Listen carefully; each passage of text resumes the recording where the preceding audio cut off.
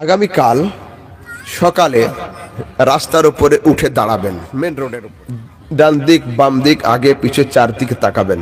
কি দেখবেন? 8-10টা বিল্ডিং চোখে আসবে। 3তলা বাড়ির ছাদে উঠবেন, উঠে তাকাবেন, 20-50টা বিল্ডিং চোখের সামনে আসবে। টাওয়ারের উপরে উঠবেন, উঠে তাকাবেন, 1 থেকে 150খানা বিল্ডিং চোখের সামনে আসবে। আর যদি হেলিকপ্টার নিয়ে ঘোরেন তো পুরা দিনাজপুর চোখের সামনে আসবে। কি বোঝা গেল? যে যতটা উপরে উঠবে তার চোখের সামনে থেকে হিজাব ততটা সরে যাবে। তো জগৎবাসী, যদি আপনি হেলিকপ্টারে উঠে পুরা দিনাজপুর ডিস্ট্রিক্টকে চোখের সামনে নিতে পারেন, মেরাজের রাতে আমার মুস্তাফা লামাকানে গিয়ে দুনিয়ার সমস্ত মাকানকে দেখে নিয়েছিলেন।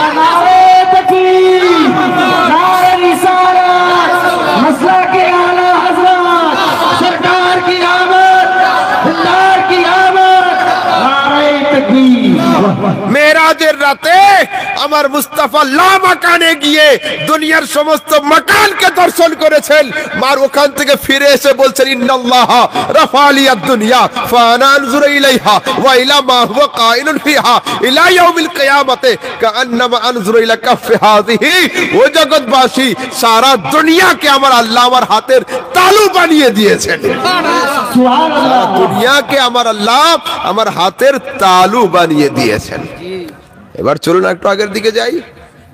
মুস্তাফা করিম সাল্লাল্লাহু আলাইহি ওয়াসাল্লামের মক্কাবাসী কাফেররা যখন মানছিল না, তিনি আরো একটা নিদর্শন বলেছিলেন যে আমি মেরাজ থেকে ফেরার সময়ে মক্কার অমুক গোত্রের ববশিকদের উট গাধাতে করে আসতে দেখেছি, ওর আগামী কাল ফজরের সময় মক্কাতে পৌঁছে যাবে।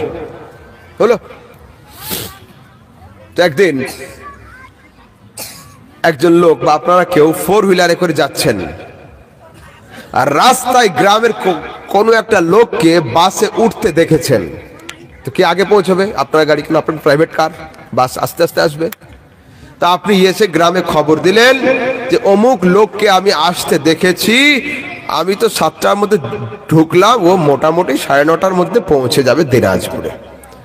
তা আমরা কি পুরা ঘড়ি ধরে দাঁড়িয়ে থাকবো? না, কেন? আসতে আধ ঘন্টা দেরি হতে পারে, 10 মিনিট আগেও হতে পারে।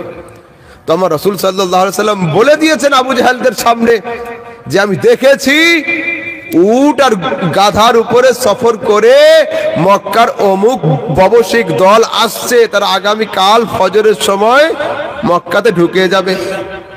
মক্কার কাফেররা তো বদমাশ ছিল, এই কথা মেলানোর জন্য একদল কাফের উঠেছে পাহাড়ের উপরে, আর আরেক দল কাফের দাঁড়িয়ে আছে পাহাড়ের নিচে। উপরওয়ালাদের দায়িত্ব দিয়েছে, যখন সূর্য উঠবে তোমরা দেখতে পাবে, আওয়াজ দিবে সূর্য উঠেছে, আমরা নিচে মিলাবো ওরা আসলো কি না। আচ্ছা বলুন তো হযরত, আসতে কি তো অ্যাক্সিডেন্ট হতে পারে, কারো পা ভেঙে যেতে পারে, কেউ অসুস্থ হতে পারে, 2 ঘন্টার জায়গায় 4 ঘন্টা লাগতে পারে।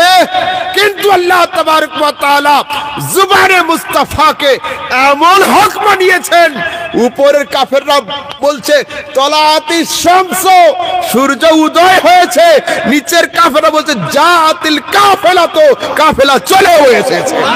সুবহানাল্লাহ। তলাআতিশ শামস বলছে সূর্য উদয় হয়েছে, জাতিল কাফেলা, তো ওরা এখানে পৌঁছে গিয়েছে। वो जुबान जिसको सब कुन की कुंजी कहे, उनकी नाफिज हुकूमत पे लाखों सलाम।